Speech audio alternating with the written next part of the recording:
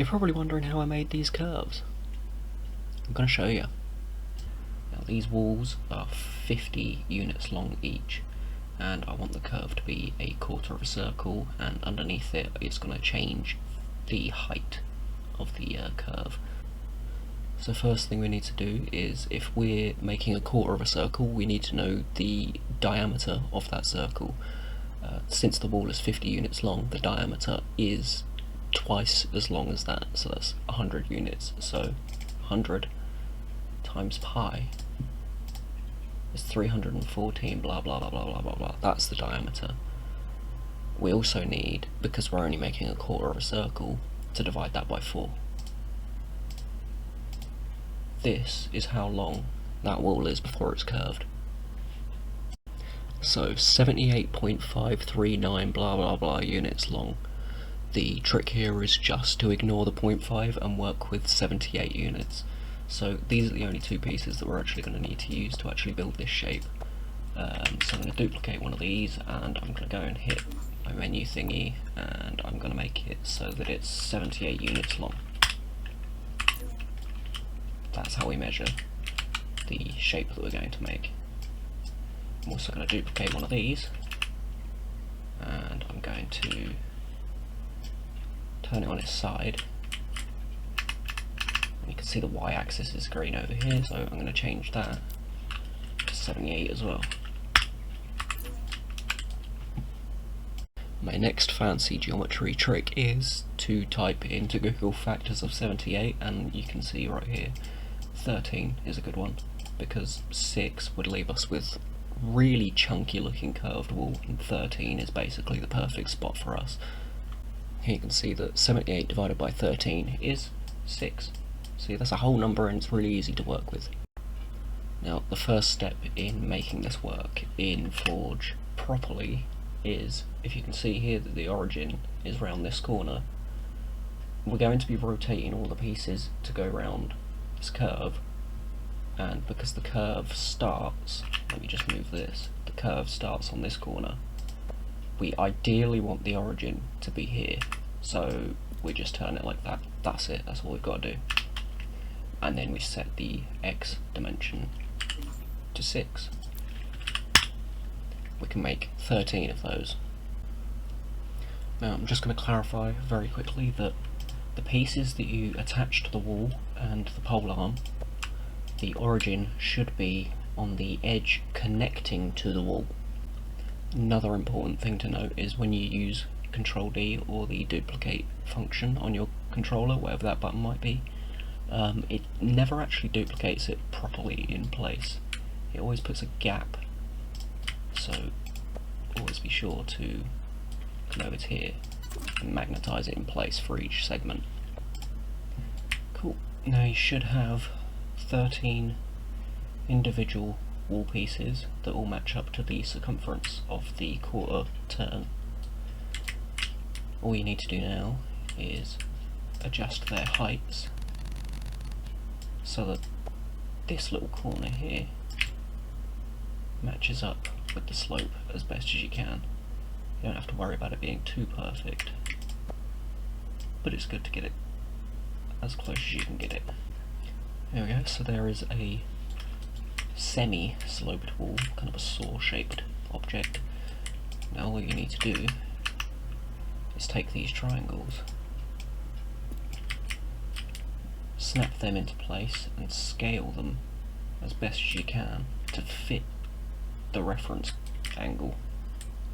So as I'm working on it right now, you can see that this angle is absolutely perfect, except for here there's a little bit of a discrepancy, but it's not much, honestly. From a distance you're not going to notice the difference, so the trick really is just to scale it down. So with all the segments in place, could you tell me if that's a perfect line or not? I can tell you that it isn't, but no one's going to know the difference. Okay, so next on the list you want to find the centre of your curve, which is here, and place an object so that its origin is right in that centre point, right there. We're not going to worry about the actual shape of this object, we're just worrying about where the origin of it is, and the fact that on the other end of it there is something to magnetise to. So here we want to make sure that the length of the wall, or this object, is 48 units long. That is because my wall is 2 units wide and the radius is 50, so 50 minus 2 is 48. Another thing to note is that while we're also facing north, we've had to turn this object so that its origin is on the left side because we're curving around to the right, which means that the z-axis or rotation is already at -90, and if we turn it up we can see that it keeps counting down. So we want to take note of that when we do our maths. You may have to correct this math for other angles, but I'll walk you through how the math works so that you can create this yourself. When doing maths like this, you want to make a note of all of the things going into it. So as you can see here, I'm making a note of which angle we start at, which angle we end at, the number of segments we've got, and the width of each segment. So we need to check the amount that we're going to turn by, which we can see is 90 degrees, and we need to divide that by the segment count so we know how much each segment of the wall is rotated by. We also need to know where the starting angle is, and we need to do something with that to the wall turning amount. As you can see, the -180 is a lower number than the starting angle, so we need to subtract a single segment from the starting angle. We also need to multiply this by an index. This lets you manually go in and pick which segment of the wall you're working on. So we'll go from 0 to 12, which is 13 values. Here you can see all of the calculations for each segment, from 0 to 3 that is, and I'm sure you can figure out how the rest of them work. So what I'm going to do now is run all of these calculations through a calculator. I'm going to get all the answers back and I'm going to keep them in my notepad file. So here we are with 13 completely different values for each segment, and as you can see there's a ton of decimal places here that I don't think Forge is going to handle very nicely, and I don't think are also going to help us at all. It's only going to waste our time and no one's going to see the difference. So what you can do is just trim them down to 2 decimal places. Cool, so now our values are trimmed down. We're going to go back into Forge and we're going to start using prefabs to do some crazy magic. The first thing we need to do in Forge is actually take the first value, copy it. We need to select the pole arm, then select this, hold E, or whatever button it is for you, and create prefab. Now, go in here, and set the Z rotation to that value. See, it worked. Now, we need to ungroup it.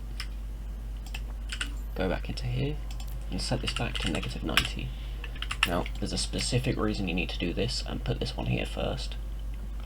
And that is because when you create the next piece, which is actually going to be the piece that goes in that position, you need to know how much it's rotated by to look at its neighbour. So as you can see here, this one's selected, the second segment of our wall. I've just put the second segment over here, and what we're going to do is select it so that we're getting the rotational piece, which is along this edge here, which is perfect for what we need. And once it's in place against this wall, you need to go into here and go into rotation snap at a half unit, and just turn it a little bit until it touches edge to edge here. So again, select the pole arm, select these 2 pieces, create a prefab, hit R, and just paste that value back in.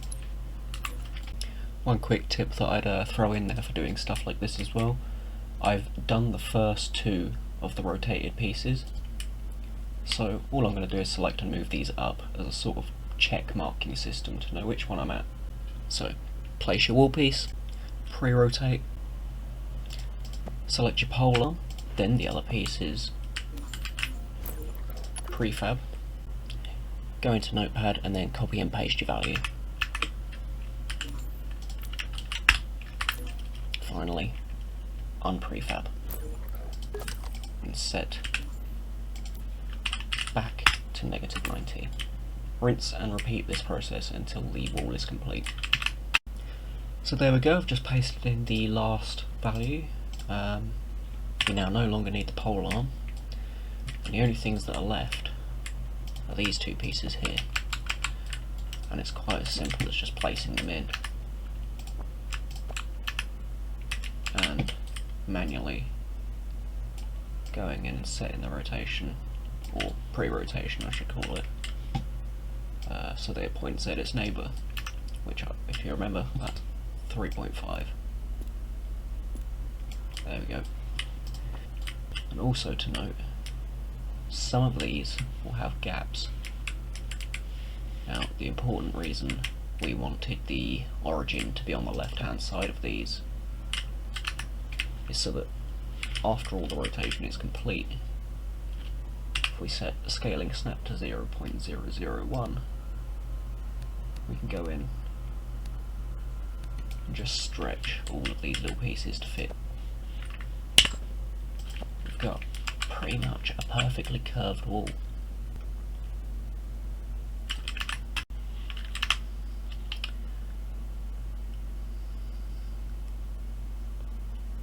That is how I created this curved wall on the longest yard. As you can see, the geometry in this map is basically perfect. It takes a lot of maths and unit conversions, but if you're persistent, you can figure out how to do it.